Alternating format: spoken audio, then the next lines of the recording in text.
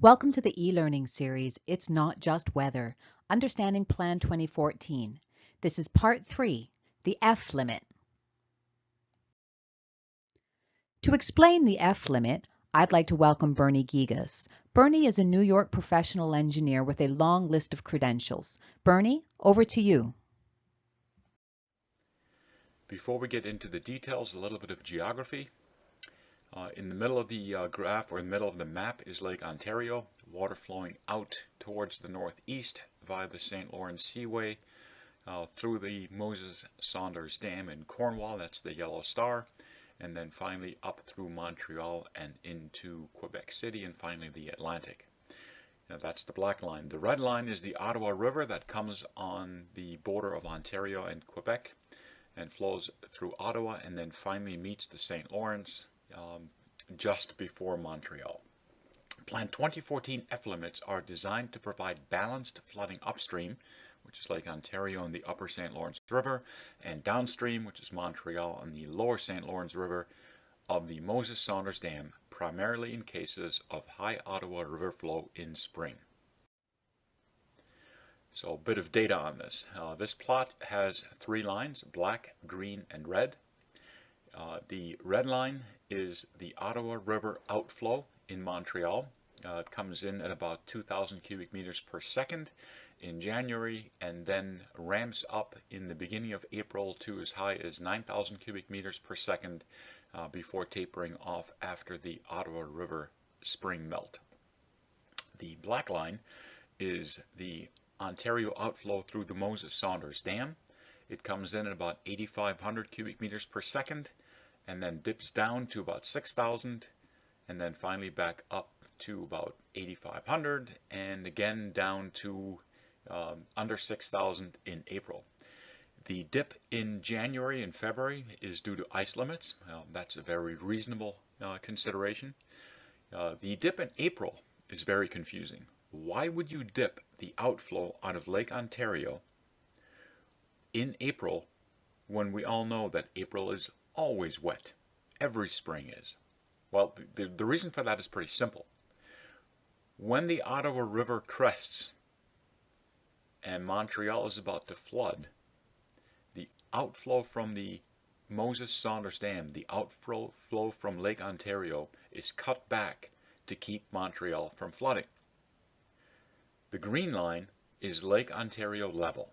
So we come in, this is on the right y-axis now, at roughly 245.4 feet in January, and move along relatively flat all the way through the beginning of the Ottawa River crest, and then Lake Ontario rises very quickly, and we finish in June at 249.05 feet. So this is 2019 data.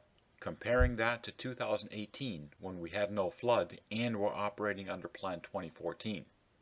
The high Ottawa River spring thaw, the red line, added 1.1 feet to the lake above what was input in 2018. High Lake Erie inflow and precipitation added 0.9 feet to the lake. That's the green line. The F limit in Montreal during the Ottawa River spring thaw dictates reduced Lake Ontario outflow and the lake rises rapidly. So the black arrow, F limit drops the outflow out of the Moses-Saunders Dam, out of Lake Ontario to accommodate Montreal.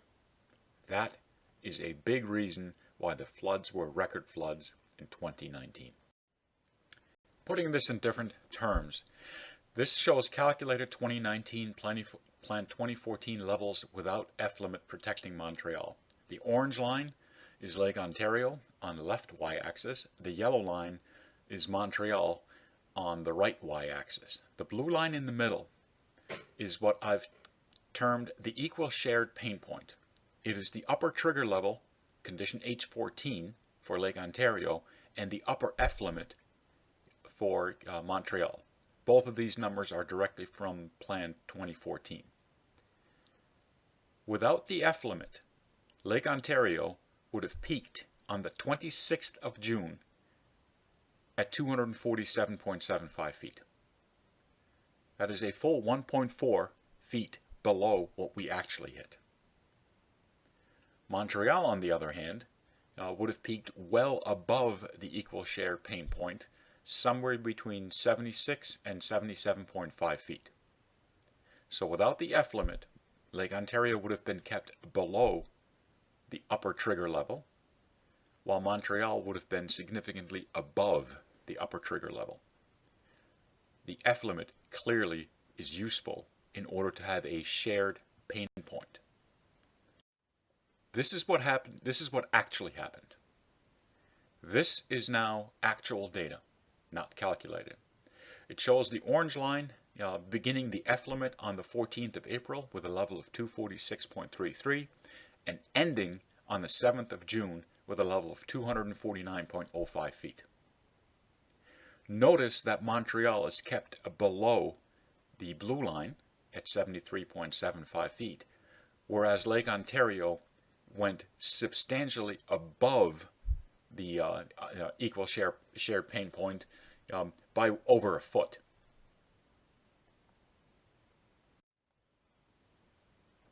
Remember, the Ottawa River does not directly feed into Lake Ontario, yet it is responsible for 40% of the rise of Lake Ontario in 2019 due to the effluent.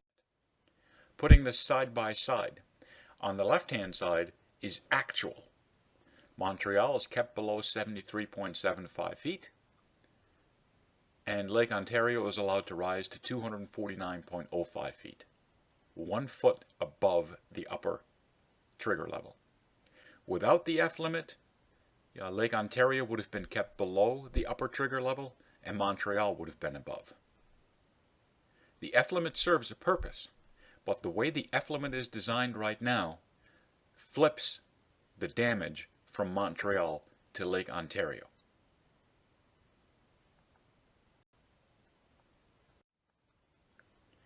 So current Plan 2014 F limits disproportionately damage Lake Ontario and Upper St. Lawrence River shorelines. The F limit is in place to protect Montreal from flooding primarily during Ottawa River spring melt. The Ottawa River is entirely in Canada and downstream of the Moses-Saunders Dam. The concept of a shared flood pain is appropriate. Plan 2014 identifies the upper limit of the shared pain at 248.03 feet for Lake Ontario and 73.75 feet for Montreal. Once Montreal reaches 73.75 feet, the flood damage stops being shared and Lake Ontario and the Upper St. Lawrence River absorb all additional water independent of source. In 2019, the source of the additional water was mostly the Ottawa River. Remember, Lake Ontario held 1.4 feet or more solely for the protection of Montreal. Remember, in 2019, Lake Ontario rose over a foot above the upper trigger level. Thank you so much, Bernie. Up next, Part 8. What needs to happen now?